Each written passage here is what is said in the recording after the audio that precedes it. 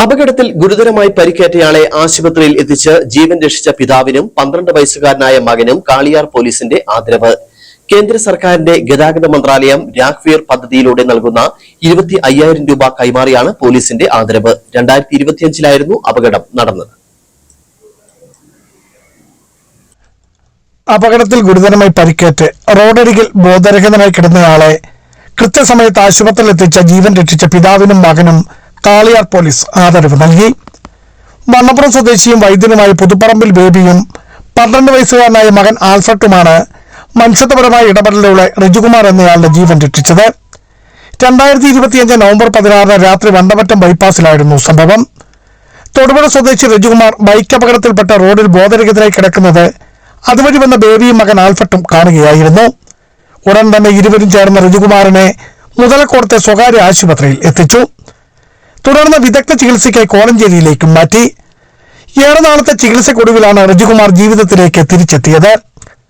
Road അപകടത്തിൽപ്പെടുന്നവരെ golden അവറിനുള്ളിൽ ആശുപത്രിയിൽ എത്തിച്ച് ജീവൻ രക്ഷിക്കുന്നവർക്ക് കേന്ദ്ര സർക്കാർ നൽകുന്ന രാഘ്വീർ പദ്ധതിയുടെ ഭാഗമായി ലഭിക്കുന്ന 25,000 രൂപയുടെ പാരിതോഷികം പിന്നീട് ബേബിയെ തേടിയെത്തുകയായിരുന്നു. കാളിയാർ പോലീസ് സ്റ്റേഷനിൽ നടന്ന ചടങ്ങിൽ ബേബിയും മകൻ ആൽഫർട്ടിനെയും പോലീസ് ഉദ്യോഗസ്ഥർ ആദരിച്ചു. എന്നാൽ തനിക്ക് ലഭിച്ച 25,000 രൂപ സ്വന്തമായി സ്വീകരിക്കുന്നതിന് പകരം അപകടത്തിൽ പരിക്കേറ്റ് ചികിത്സയിലൂടെ ജീവിതത്തിലേക്ക് തിരിച്ചെത്തിയ റിജുകുമാറിന് തന്നെ നൽകുമെന്ന് ബേബി പറഞ്ഞു.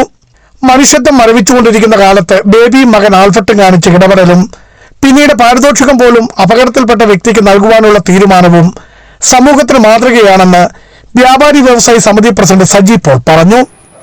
അത് തീർച്ചയായും വലിയൊരു കാര്യമായിട്ട് തന്നെയാണ് നമ്മുടെ സമൂഹം കാണേണ്ടത്. നമ്മൾ ഇങ്ങനെയുള്ള കാര്യങ്ങൾ ചെയ്യുമ്പോൾ കൊട്ടിഘോഷിച്ച് നടക്കേണ്ട ഒരു കാര്യമല്ലെങ്കിൽ കൂടിയും അത് അത്ര വലിയൊരു കാര്യം ചെയ്തുകൊണ്ട് സർക്കാരിന്റെ ഭാഗത്തു നിന്ന് 25,000 രൂപ കൊടുക്കാനായിട്ട് തീരുമാനമുണ്ടായി.